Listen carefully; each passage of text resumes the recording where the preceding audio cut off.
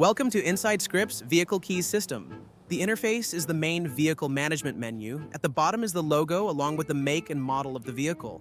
At the very top, we can choose how we want to manage the vehicle, through keys or the quick access menu. For players already familiar with the FiveM systems, we also offer the fastest access option, which is Keybind, for controlling the central locking system. Let's start with the keys.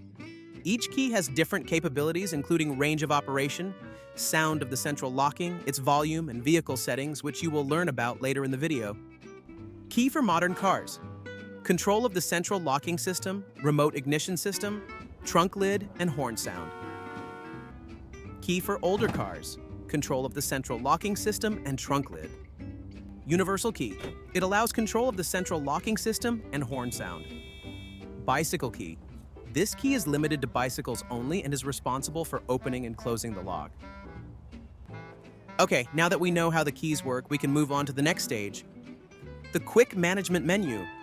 Here we will find the same options for a given vehicle as those offered by the corresponding key. It is ergonomic and easy to use.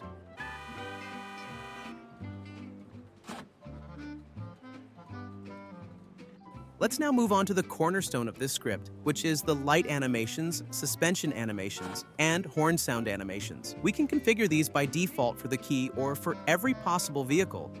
In each of these animations, we can create sequences that are based on duration, time intervals, and, in the case of lights, smooth fade in and fade out animations, setting light intensity, and controlling the interior vehicle lighting, as well as, in the case of suspension, setting a fixed height. How about we dim the light a bit? The effect will be infinitely better.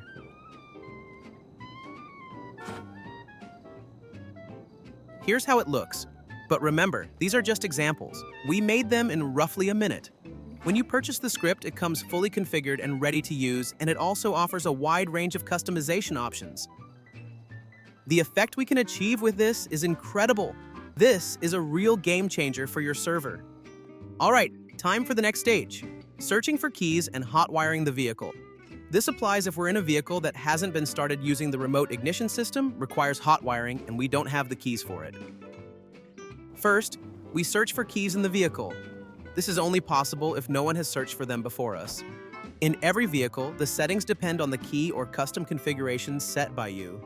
When searching for keys, there's a percentage chance of finding keys, items, or cache, as well as a random duration for this process. If we don't succeed, or if someone found the key before us, we then move on to hot wiring the vehicle. If no one has connected the wires before, it will be more time-consuming. In this activity, we also have a percentage chance of success, a maximum number of attempts, and a random duration. If we don't manage to connect the wires on the first, second, or any subsequent attempt, the last try will always succeed. If the vehicle has already been successfully hot-wired before, every subsequent attempt to start it will be much easier. Lockpicking vehicles. We can attempt to lockpick vehicles that are locked, both those in motion and parked ones. Here, the configuration options are also extensive. We can manage whether a key or a specific vehicle can be lockpicked, set the chance of breaking the lockpick, and customize the mini-games and their difficulty. If the vehicle is in motion and driving at a certain speed, we can sneak up and try to open the door. The driver will notice after a short moment and drive away, so there's not much time. Let's move on to the alarm. Alarm control is also set by default for keys or personalized vehicles. We can activate it, monitor successful or unsuccessful lockpicking, key searching, hot wiring, or even pulling the door handle. Additionally, the duration of the alarm can be random or fixed. If we accidentally pull the door handle of our own vehicle when it's locked, we can easily turn off the alarm. Just use the central locking system. Now, a moment for the robbers. Stealing a vehicle begins with throwing the driver out of it. Then the script will choose either an attack or escape scenario. In both scenarios, there's a chance the driver will leave the keys in the ignition or take them with them, in which case we'll have to kill them and search their body.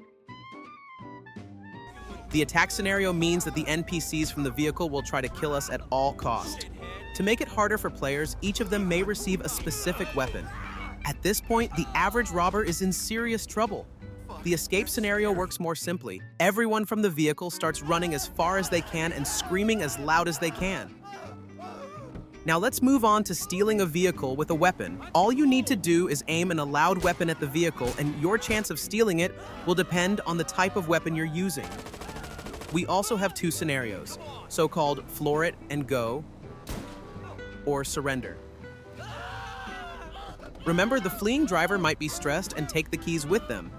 In that case, you know exactly what you need to do. The script also includes an option for confiscating vehicles for a specific job.